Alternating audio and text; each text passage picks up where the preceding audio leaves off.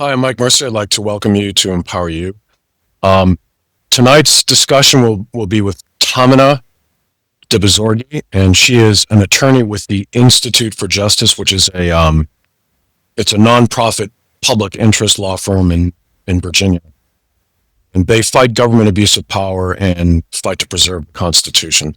And the title of tonight's talk is The Constitution and the New of Government Surveillance. So Tahmineh will be discussing a lawsuit that she was involved with at the Institute for Justice. It was to fight the installation of those automatic license plate reader cameras throughout the city of Norfolk, Virginia. So she'll be discussing the lawsuit, the argument for how that's a violation of the Fourth Amendment, and where things stand right now with the lawsuit and the prognosis for where things go in the future. So now I'd like to introduce Tahmineh. So Tahmineh she's a litigation fellow at the Institute for Justice. She has a BA in political science from UCLA, a JD from the George Washington University Law School, where she concentrated in national security and cybersecurity law.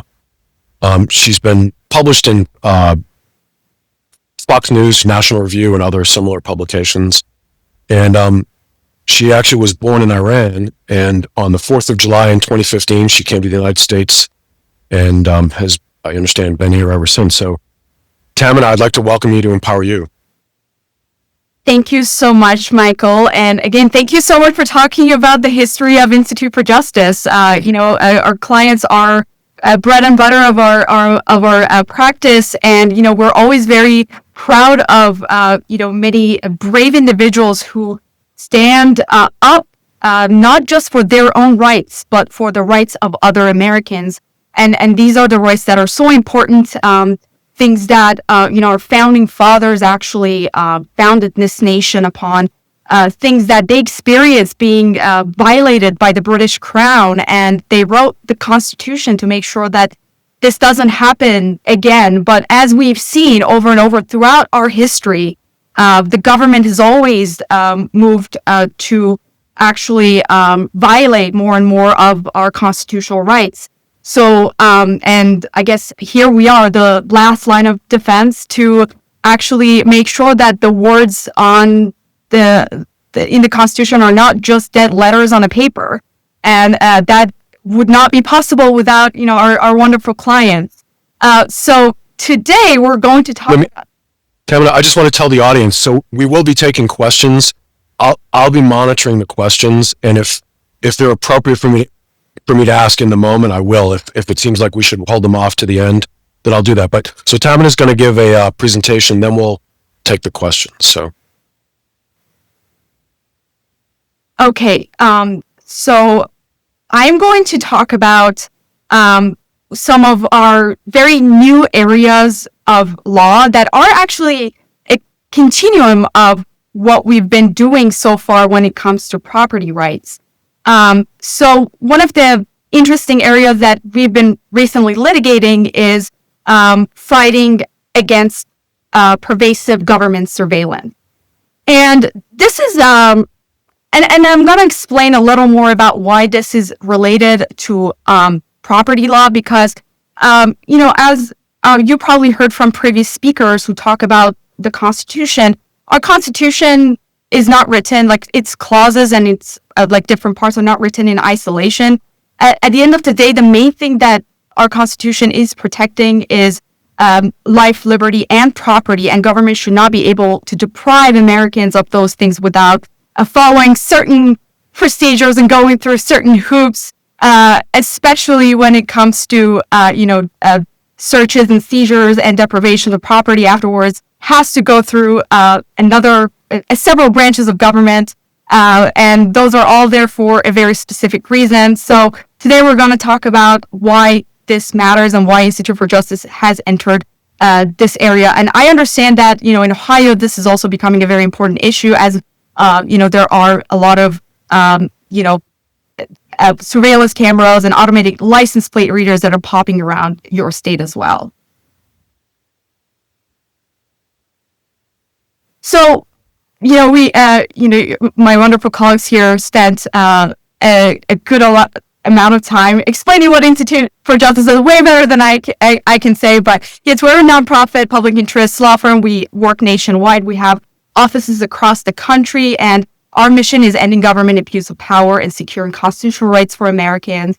And we work towards this mission not just through litigation, but also we do strategic research. We also work with legislators across the country. So, for example, after the Kila decision came out, one thing that we were able to reform across the country was legislative reform. So that's the main area that we work on, and also activism. We work with, local residents want to effectuate change in their community, and we help them to achieve those goals. And it's a very difficult work because when you are fighting against the government, you're fighting against honestly the most well-resourced institution in the world.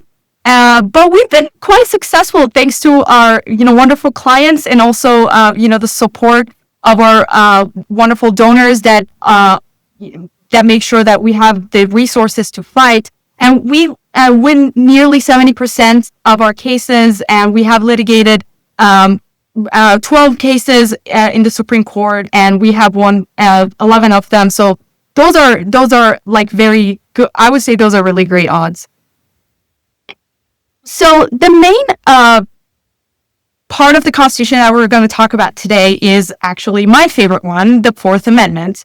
And the reason why I personally like the Fourth Amendment is because it is actually one of the more controversial provisions of the Constitution from every angle. I mean, not just from the perspective of the citizens. Like, there are a lot of people who have very strong feelings about what it means, but also the judiciary as well has come down in many different directions on what these words mean. So today we're going to focus on several key provisions, and that actually is the when we talk about what unreasonable search means. So the Fourth Amendment, as you can see here on the text, the right of the people to be secure in their persons, houses, papers, and effects against unreasonable searches and seizures shall not be violated. And no warrant shall issue, but upon probable cause, supported by oath or affirmation, and particularly describing the place to be searched and the person or things to be seized. And those are all very important words, each and every one of them. And the reason is that when the Founding Fathers drafted the Fourth Amendment, what they were concerned about was things like general warrants. Those are the warrants that the British officers had, and they would just go and look into people's homes without any, the warrant would not include any specific information, what they were looking for or what people they were looking for. So they were just pieces of paper that pretty much meant nothing, that government officials could just go and use them to seize people's properties, take their money, take their properties. And all of that was to benefit and enrich the government. None of that was actually related to any law enforcement. So that was one of the grievances that the founders had against George III and the Crown. So that's why it's here. And we see this, the Fourth Amendment coming up a lot in criminal cases. It is mostly litigated in suppression hearings when the cops, for example, see some evidence from someone that they stopped, or if there was a criminal case going on, the defense attorneys use the Fourth Amendment to suppress evidence by arguing that, well, the government shouldn't have gotten that evidence in the first place. And that actually created a lot of issues because, yes, it has become bread and butter of the criminal procedure, and they teach it in crim pro classes in law school. However, I here at IJ will believe the purpose of the Fourth Amendment is a little beyond that. And when we're talking about protections against unreasonable searches, well, that also can include government surveillance, because, I highly doubt that the Founding Fathers imagined today's technology. However, I also don't think they would be okay with the level of government being able to look at every person's daily activities, all without innocent Americans who are not doing anything wrong. They're law-abiding. However, at the end of the day, they are being watched by the big brother on a daily basis. So we decided to bring a very like new cutting edge case that that has never been litigated successfully to the stage that we have gotten to so far, and that is what we're going to talk about. So the case that we're going to discuss is our Norfolk case, and the city of Norfolk has set up a network of automatic license plate readers. And so the way they work is that, as you can see here, they're automatic. They capture photos of cars' license plates, and they also store this information. So what this is often used for is, like if cops are chasing a suspect, or if they're looking for a stolen vehicle and things like that. And there is a world where, like, this is completely harmless and no one thinks of it as being pervasive. However, the scenario that we face in the city of Norfolk, Virginia is not your regular, isolated, traffic camera or speed camera. And by the way, these are very different from speed cameras. Speed cameras are only triggered when a car is speeding, but ALPRs are triggered every time a car passes by. So they're constantly capturing cars as they pass by, regardless of speed. So, I mean, you would ask yourself, like, so what is the purpose of this? And this is what we're going to talk about in our case. So, in city of Norfolk, there are around 176 flock cameras, and these flock cameras are constantly capturing people as they drive across the country. And as we did research before we launched this case, we realized that the way these cameras are laid out are actually very, very perverse, because they can, in fact, track the movement of cars as they are driving throughout the city. So our clients, Lee Schmidt and Crystal Arrington, are two law-abiding citizens. Lee is a veteran. He's now retired, and he goes, picks up his daughter from school. He has routines such as like going to grocery store and doing, daily activities. And he just does not like the fact that the city of Norfolk is constantly capturing his license plate, storing that information, and giving the law enforcement like 24/7, unrestricted access to that database. And same thing with Crystal Arrington. She's a nurse. She's a caretaker of elderly. So she drives around to take care of her clients, and her job is in a way that, the clients that she takes care of, they don't want to be constantly watched. I mean, her medical information is very private, and she also does not like the fact that the government can constantly track where she's driving to pick up her clients, take them around town for medical appointments and things like that. So they teamed up with Institute for Justice to bring this lawsuit against the city of Norfolk, Virginia. And our allegations are that, this system as a whole is actually enabling the government to constantly watch and track citizens as they're driving across Norfolk. And these are citizens who have not committed any crimes. There's no reasonable suspicion. There's no probable cause. And the access to the information, the access to the license plate information is completely without any warrant. Given that our case law requires law enforcement to obtain a warrant when the government is able to collect that much of information, we think this violates the Fourth Amendment. And yet, another interesting thing about the system is that the flock cameras enable the law enforcement to not only just have the license plate of each camera, but also creates this like vehicle fingerprint with machine learning that can also allow the officers to look for vehicle information just by giving like the model, the color, and things like that without even having the license plate.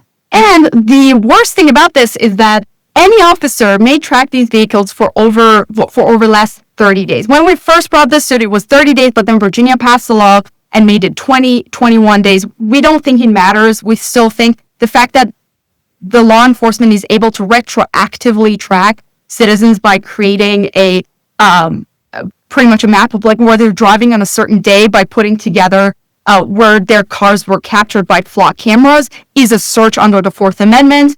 And the fact that it is a search, it requires a warrant, and their unwarranted access to that information violates the Fourth Amendment.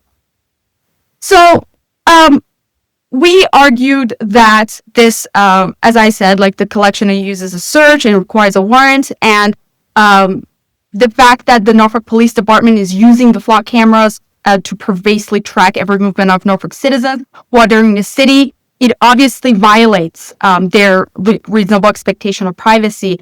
Unfortunately, there's a lot of problems with what that means. What is a reasonable expectation of privacy? I mean, there's a lot of case law and arguments that, well, you don't have a reasonable expectation of privacy when you're in public. Well, when those cases came about, it was more about, well, yeah, I don't have a reasonable expectation of privacy when, let's say, a private individual, let's say the tabloid magazine wants to take photos of me in public. Obviously, I'm showing my face in the public. However, when it comes to government, it's a different scenario, and we think the court should look at this differently when government is involved. Because as I said earlier, our Constitution was written to protect against government depriving citizens of life, liberty, and property. And the fact that the government is actually has that power to deprive citizens of life, liberty, and property, we think it is particularly pervasive when the government is able to surveil citizens. And it should distinguish with, earlier developments of the case law that were mostly focused on private individuals. So the government argued that, well, we actually don't think that the flock cameras are in fact capable of tracking the whole of a person's movement. So I'm going to talk about this a little bit, but what they were mostly trying to contend is that these flock cameras do not have the capability to be as precise. And instead they said that these are, only covering a small part of the Norfolk roads. They're not everywhere, so they're not really able to tell where the trip started and where it ended. And obviously, people just don't have reasonable expectation of privacy if they are in public, and these are the arguments that you hear all the time, always brought up in these cases. And because the search only happens when a reasonable expectation of privacy is infringed, Norfolk believes that no Fourth Amendment search even occurred, so let alone warrant being required. So what they're saying is like, well, when you're in public, it doesn't matter at that point. You have a reasonable expectation of privacy in your home. That's fair. You have a reasonable expectation of privacy over your cell phone. That's fine. But as long as you're in public, it is fair game for the government. And we think that is absolutely wrong. So we went in front of the district court, and unfortunately, the district court sided with Norfolk and granted summary judgment in their favor before any trial even happened. Although there was no dispute that our clients, Mr. Schmidt was captured 475 times, and Ms. Arrington's car was captured 325 times within 4 months. The court was convinced that these cameras cannot track a person's movement, and the court concluded that they just don't have a reasonable expectation of privacy, and there's no Fourth Amendment search has happened. And also, what is interesting is that right now across the country, Block has over 90,000 of these cameras, and they are collecting more than 20 billion data points every month on each and every single individual. And we were able to show, in our experts were able to actually show that, in fact, this system is capable of tracking people's movements. And it is very precise the way that it is capable of doing so. However, the court did not agree with our arguments, unfortunately, on the district court level. So to just give you more information about where we are with this right now, I mean, we filed a complaint on October 24th, and we actually survived motion to dismiss shortly after, which, again, this is why this case is so interesting. Cases like this, especially, I mean, in civil context, from the plaintiff side, bringing these facts in front of the court do not survive motion to dismiss, but ours did, which made this case even more interesting. We were, I think, the only case in the country that was able to get to discovery and get all this information through discovery, and full investigation of what the system is capable of. So from that perspective, I think our case is in a very, very special place in Fourth Amendment jurisprudence. And just a couple months ago, after finishing all the discovery, after putting all of the facts and the evidence together, fleshing out the disputed and undisputed, I mean, there were no disputed facts in this case, so the summary judgment was resolved as a matter of law. So, excuse me, could you just explain for people that don't understand the court system what a summary judgment means, what that is? Yeah, great question. So summary judgment is pretty much, as I explained, like when you file a case and you go through the process of, discovery and things like that, after you finish all the your investigations, depositions of witnesses, getting all the evidence from the other side, sharing your evidence with the others, sharing your evidence with them, you file this brief to the court and telling the court is like, hey, look, court, like, we went through this whole thing and there are some facts that we agree on. And, even if you take these facts in the most favorable light possible to the other side, I would still win as a matter of law because the law is actually on my side. And so it puts the ball in the court of the judge to determine how to apply the law. And this is still a pre-trial level. So usually summary judgment is a stage where parties get to either limit the scope of trial. So they get to say, like, we're not disputing certain facts. There's no reason to have a trial on these. One side has to win as a matter of law, and whatever the outcome is gets appealed. And if there are disputed facts, if there are things that we're like, okay, well, to give you an example, if the facts about the capability of the cameras were disputed, or the judge found that they were disputed, then we would actually have a trial on that. And the question would be like, what is that? However, that was just not the case here. There are no disputed facts. So the issue in front of the Court of Appeals, that's where we're going next, is a question of law. And depending on how the Fourth Circuit interprets the law, now the outcome of this case can change. So the Court of Appeals could come back and say, look, the district court actually erred on application of Fourth Amendment. What they did is not the correct standard, and this is the correct standard that they should apply. So they remand the case back to the district court for further proceedings. And again, I just want to just add another thing before I move on. Where the court ended up on the other side was that the standard they applied was, well, it has to be as precise as an ankle monitor for it to be considered whole of your movement, for the court to find search.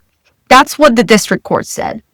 And here, because the undisputed facts show that the license plate readers are not as precise as an ankle monitor, then it is not whole of your movement. So that's pretty much where, in simpler terms, that's where the court ended up. And we think that's just not what whole of your movement means under the precedent. There's another case called Beautiful Struggle that is about the aerial surveillance of the city of Baltimore. And in that case, the Fourth Circuit said that the aerial surveillance where, showed like where people were in terms of dots, it was not even like as precise as this one.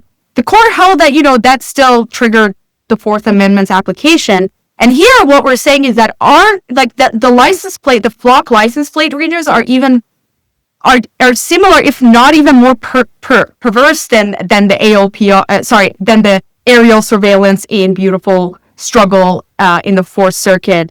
So we think that the district court applied the wrong standard. The standard is not ankle monitor. It does not have to be like ankle monitor. Even like cell site location, the Supreme Court has said that your cell site location data is a search, and if the government wants to get a history of your cell site location, they need to get a warrant. And our allegations were like, well, the license plate readers are very similar to cell site location data. Therefore, it is a search. However, the district court just did not agree with that framing of the legal standard, which is whole of your movement. And so we'll see. Well, we're going up on the Fourth Circuit, and we'll see how it goes, whether the Fourth Circuit is going to actually flesh out what whole of your movement means and correct the misguided interpretation of the district court.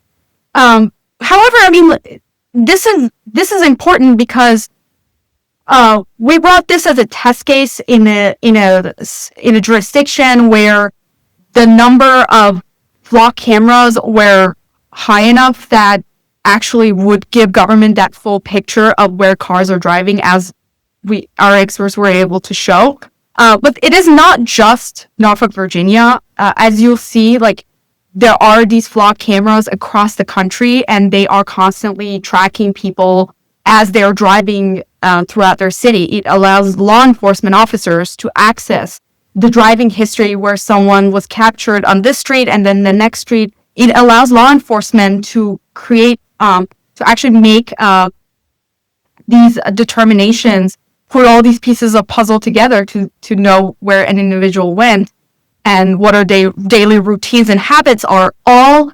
And those are all things that we believe the Fourth Amendment was meant to guard against by putting the warrant requirement right there, that the government can only do that if they can articulate a probable cause that there was a criminal activity. It does not allow the government to be able to collect and store and then access that level of information about each and every American citizen just going by their day. So given that this is impacting many, many places across the country, not just Norfolk, Virginia, we decided to expand our work in this field. So we launched the Plate Privacy Project. Alongside our lawsuits, we wanted to educate the public about the pervasiveness of this technology and how it's impacting their community. We hear a lot of horror stories about what happens to people and how law enforcement has used this without warrant. I mean, we've seen, for example, cops using the flock cameras in some jurisdictions to, for example, track their ex-girlfriend because there is no actual guardrails, there's no supervision of who can access these things. Like, for example, we've seen law enforcement officers using that to, like, find an ex-wife that they were mad at. And these are real stories that we actually talk about in our Plate Privacy Project. We have set up a website that you should definitely check out, which I'm going to show you soon. But this is something that is impacting jurisdictions across the country. So since IJ's work is not limited just to litigation, we're also fighting against these pervasive government surveillance by using, AI technology, license plate readers, and things like that, by model legislation, by also educating members of the community, as we're doing here right now, to raise awareness about how dangerous this is and how this can impact our community. I mean, we have had a situation where the government literally put a flock camera in front of someone's house. So every time they got out of their garage, they would get captured by this flock camera. So, I mean, thankfully, we were able to fix that situation by, sending letters to the city and objecting to that placement. Thankfully, that worked. So litigation is not the only way to fight against it. So if you're interested, if this is an issue that interests you or you have any thoughts, questions about it, I mean, please reach out to us at playprivacy.com. We have a lot of information and resources for you, and we also have the bottom a form that you can fill in to get involved if that's something you're interested. And so I shall end my presentation and open the floor for any questions. Michael? Great, thank you. Right now we do have 5 audience questions. So the first person asked, do the surveillance cameras capture speed as well? No. I mean, the flock cameras, as far as we know, within the scope of this case, it does not seem that they are capable of capturing speed. However, they will capture cars no matter at what speed they're going. So they're constantly, like, as long as a car drives by them, they're capturing it. Okay, the next question is, somebody asks, I've raised objections to flock cameras in our community to no avail. I've also asked for resident opt-out. Also, are there ways to tie objections in this community to a larger case or court action? Well, actually, one of the problems is that there's no way that you can opt out of this. So you can't tell the government that, hey, I just don't want my car to be in the system. And that is actually it's a problem. It's not voluntary. You're going to get captured just by existing and driving in the public. And the only way you can not get captured is by just not driving. And we think that is absolutely wrong. So if you are interested in getting involved and find ways to do something, and I see this question is from Avondale, Ohio. Avondale is one of the areas that I actually was looking at, and it is pretty bad there. So please reach out to us and Play Privacy there, and let us know. And we have our activism team also reach out to you, and we can talk about that.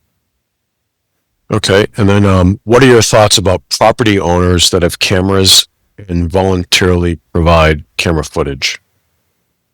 I assume they mean like Ring cameras, door cameras? Oh, that's a great question. Actually, this has come up, and this is an ongoing issue that it is raising a lot of problems. And I think this actually came up during oral arguments in our case as well. I mean, Ring cameras are quite different. I think Ring cameras, first of all, they are, I guess, within the control of the property owner, and they're not constantly tracking individuals. They're only have a very limited view of the front of the house as they're someone's walking by or driving by. We still think government being able to access them without any restriction or warrant is wrong.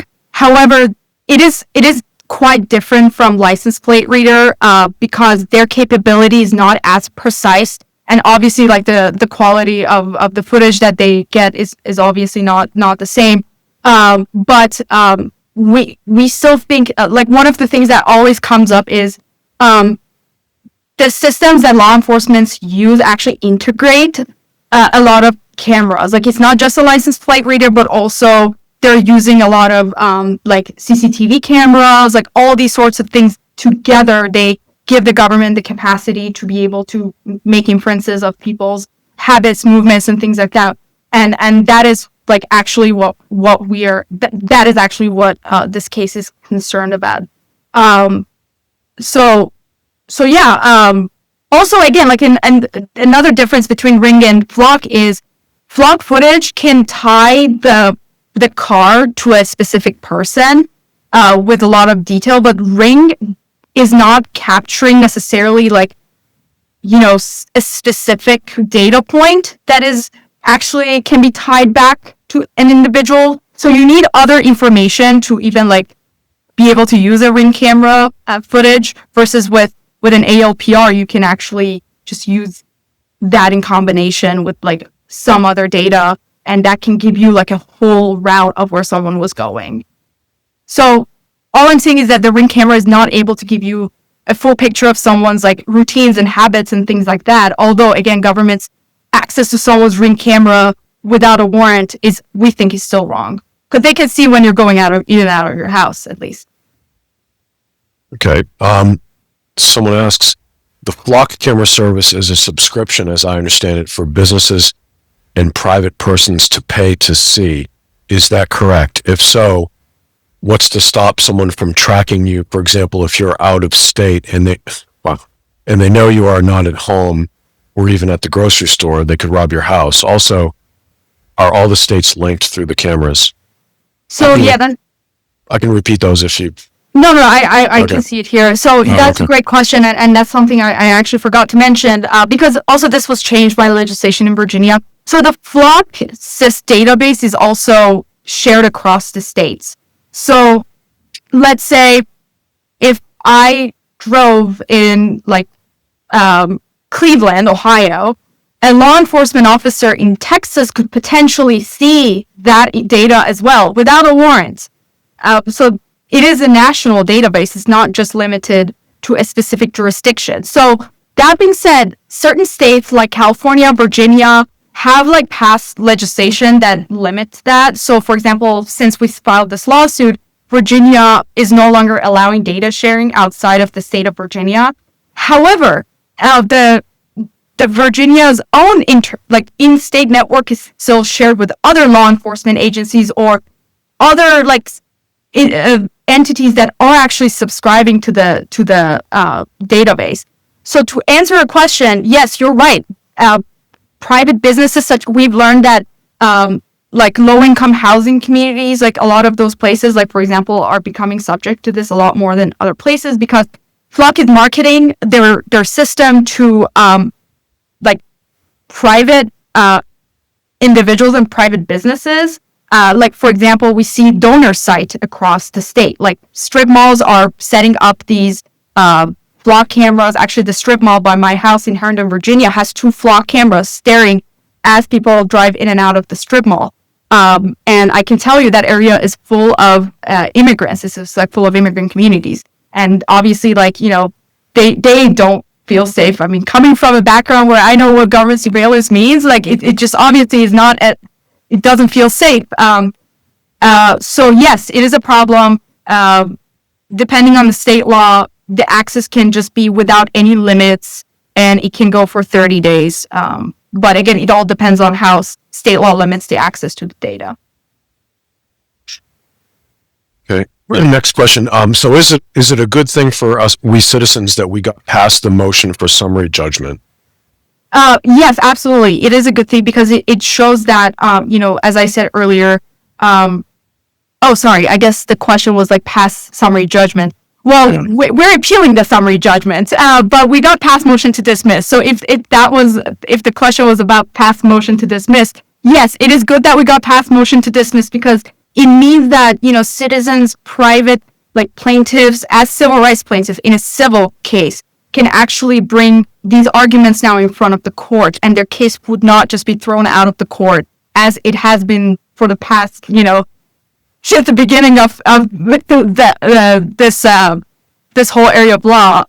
So it is good that the case has gotten past motion to dismiss and gotten through discovery, because now it set a precedent that allows other jurisdictions to be able to cite, for example, let's say this case, and be like, hey, look, this court went this way, and now this case is being brought up in another jurisdiction, so we're going to follow that rule. And that is the whole point of public interest litigation. I mean, aside from the outcome that we want to get for our clients and all the citizens of Norfolk, we also want to change the precedent in this area. So hopefully, you know, if we can get to the Fourth Circuit, and we will get to the Fourth Circuit, but get the Fourth Circuit to reverse the district court and fix the standard. That means we have one appellate court that has held that, you know, this system actually violates the Fourth Amendment, because it is a search, and also it's a search without a warrant and it's unreasonable. And I'm going to add a caveat here. There are instances where it is an exigency, it is an emergency, and the law has recognized that, well, in those situations, you might not need a warrant. So let's say there's a hot pursuit of a suspect, that they've stolen car. Let's say a baby was on the car and someone's driving it. And, if cops want to find that car, like looking that car up to see where the flock cameras hit it, that could fall under the exigent circumstances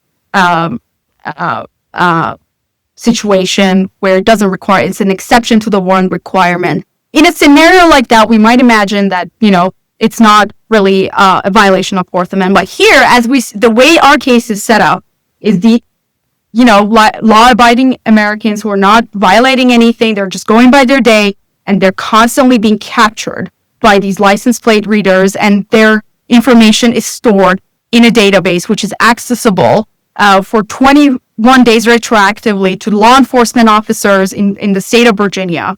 And we just don't think that should be allowed without a warrant, because it allows the government to, make inferences of their routines, habits, and their intimate details of their life. And those are the things that the court has repeatedly said constitute a search under the Fourth Amendment. And we're trying to bring this case to that equilibrium to actually apply that language that the court has said in other contexts in this situation. And we have been successful, at least to the motion to dismiss stage. And our summary judgment, we'll see how it goes as we appeal in the Fourth Circuit. But hopefully, if it goes our way, that will set a precedent in a way that it's going to be immense for the country. Next question is Flock offering communities AI capabilities, layered on top of the ALPR data. Yes.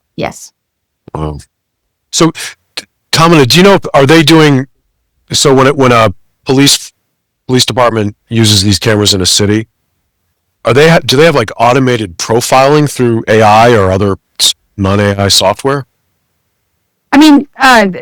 Are they just generating, are there different types of reports to generate, or are they actually just using this when a crime is committed? Do you know? No, they're not using it when a crime is committed. They're actually constantly generating these vehicle fingerprints there, and it is on every single car, regardless of the crime.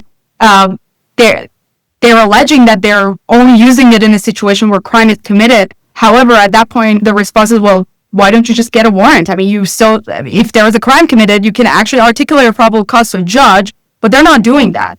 What they're doing is that they're creating this and collecting this mass amount of data. And on top of that, you have the AI capabilities added with vehicle fingerprint, and all of that is done. It's at the fingertips of a law enforcement officer without any oversight, let alone a judicial oversight. And they're able to actually look up you and I driving. They can look it up and they can see exactly where we went. And it does not require them to articulate any criminal investigation or activity.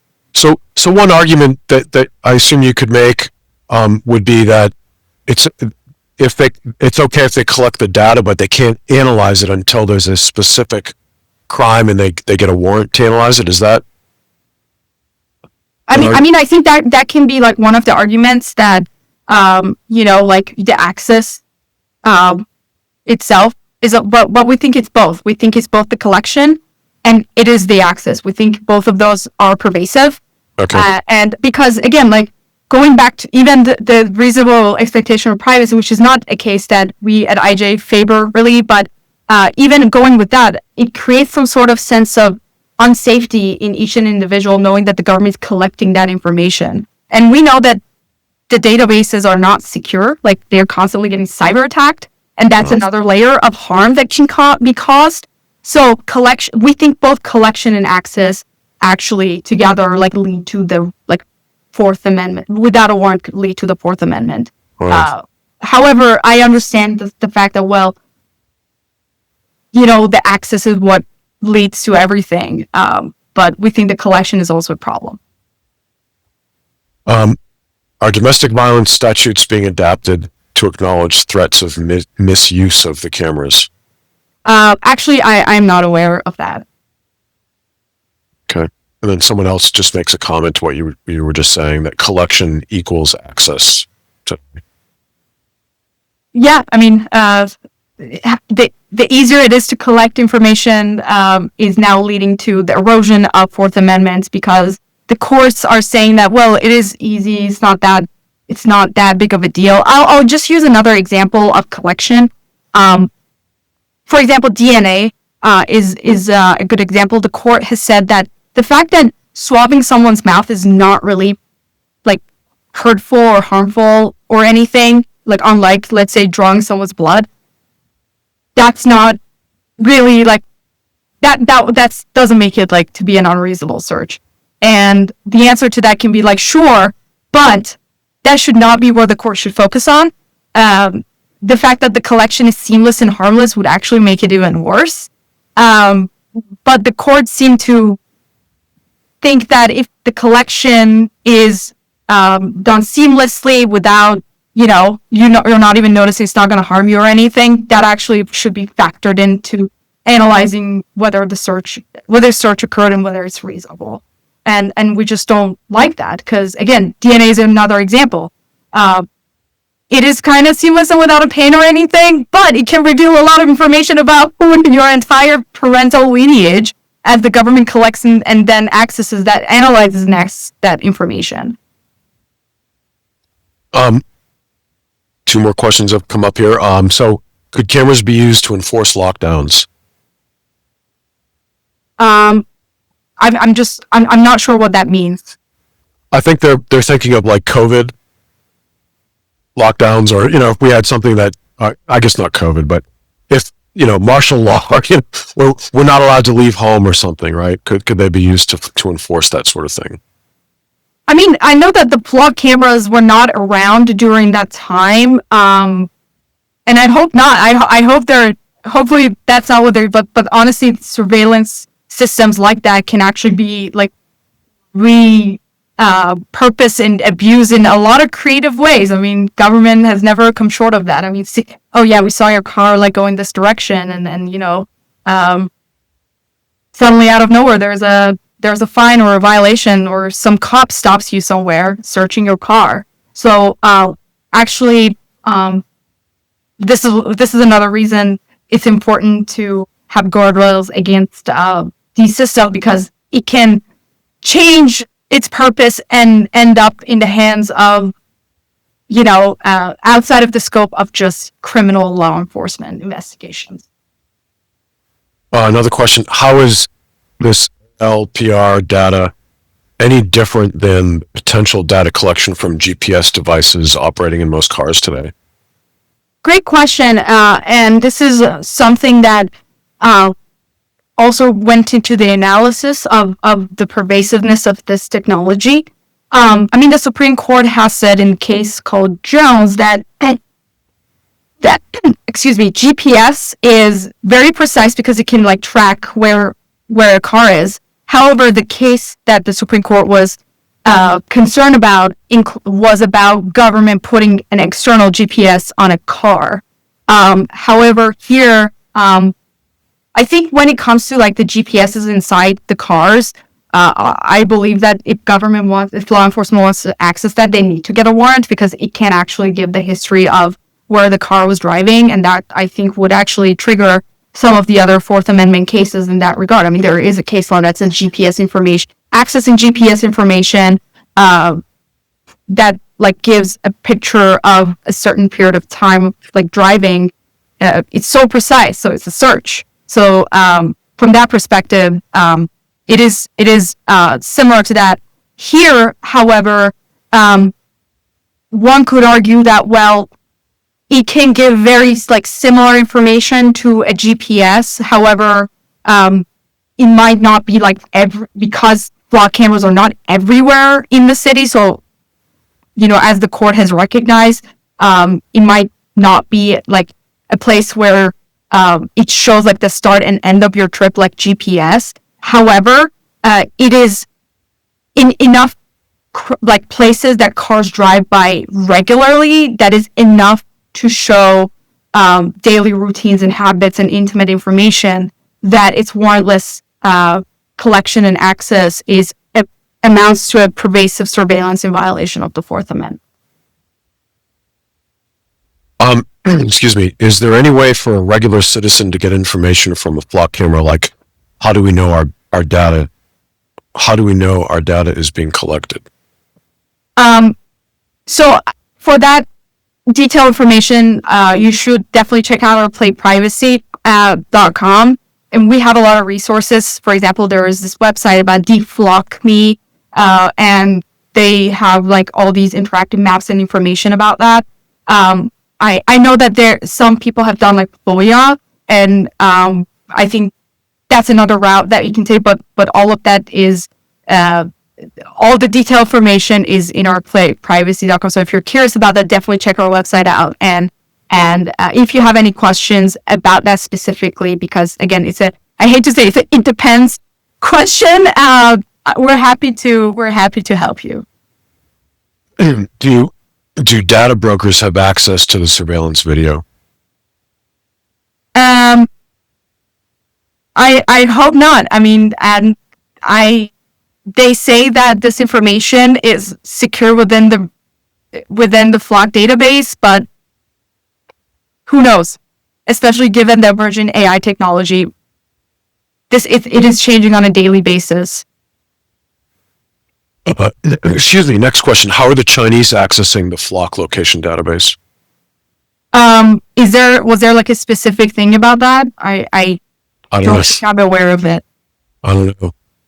Do you know if the flock company is selling these systems to foreign countries?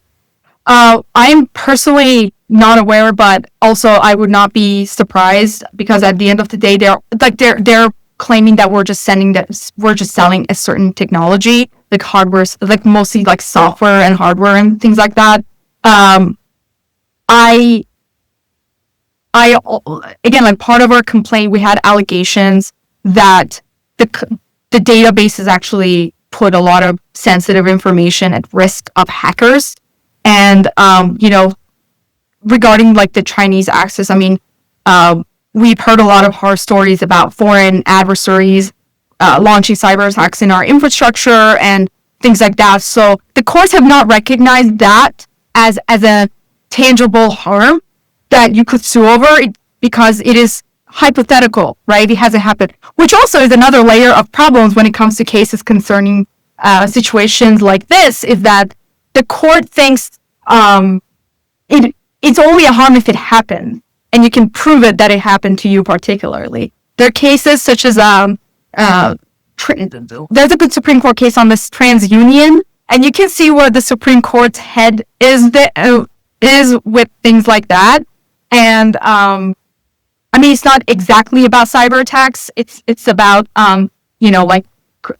errors in like credit reporting and situations like that. But it's applicable. Like those are the cases that the courts cite to dismiss claims of like, well, I don't want my data to be stored in a place where it can be potentially accessed by a foreign adversary. The court says that's not injury, that's not real harm. So get out of the court. And but that's not the theory of our case. Our main theory is the fact that the collection and storage of the location of cars and each and every flock camera in the city of Norfolk, Virginia, amounts to perverse surveillance of citizens, because it allows the government to get a full picture of their routine, or at least a precise enough picture of their daily routines, habits, and intimate information that it amounts to a search, which requires a warrant under the Fourth Amendment. But since the collection and access is done without a warrant, therefore it violates the Fourth Amendment. That's where the theory of the case is. However, all the concerns about cybersecurity are completely valid, and however, they're not legally valid in front of the court yet. Hopefully that will change. Hopefully courts will recognize cyber security as an aspect, but they still have not. And that's not what we're litigating either. Do you think, my understanding, in discussing the Fourth Amendment, it was in reaction to as you mentioned this, but the colonial Americans having their privacy invaded. But wasn't that happening more to take property? I mean, wasn't the search being used as an excuse to take valuable goods from people? I mean, yeah, I think that is actually where it all like culminates. However, your daily routines and habits, like things that you like, your data is also your property, and people always argue, well, I share it like with all these like third party like social media and things like that, but that is not the government. That government is different. Right. What I'm getting at, though, I was wondering, might there be room to create a new amendment, that focuses specifically on data, and so this is somewhat different than illegal search and seizure in that it's collecting data constantly, right? It's a surveillance system, right? Which is a little different than the sort of things that my sense is the Fourth Amendment was a reaction to, which was people entering your home in order to find property to take, right? They weren't doing it to invade your privacy and set you up for crime, but they were coming in to take valuable goods from you, right? So I'm just wondering if there's been any discussion, or if there's room, or could you qualitatively see the issue of constant data collection by the government? This is a system that's set up basically to just collect data, right? It's not like they're subpoenaing financial information from you, right? That's collected for another purpose, and they're coming in to take it. It's the government setting up the surveillance system.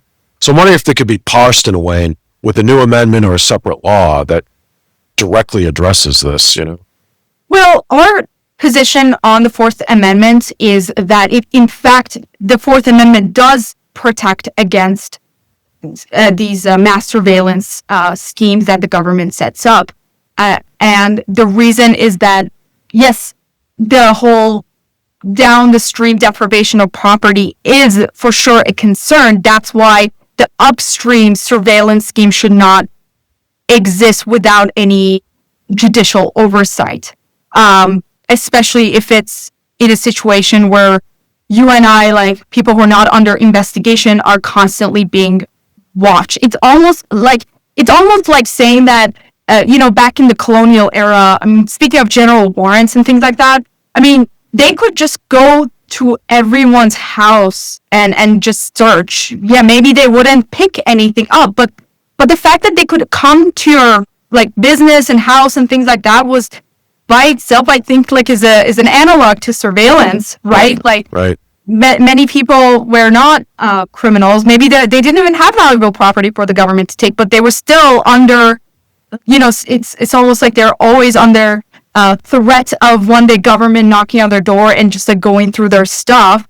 Even if government didn't take anything, we think that's harmful.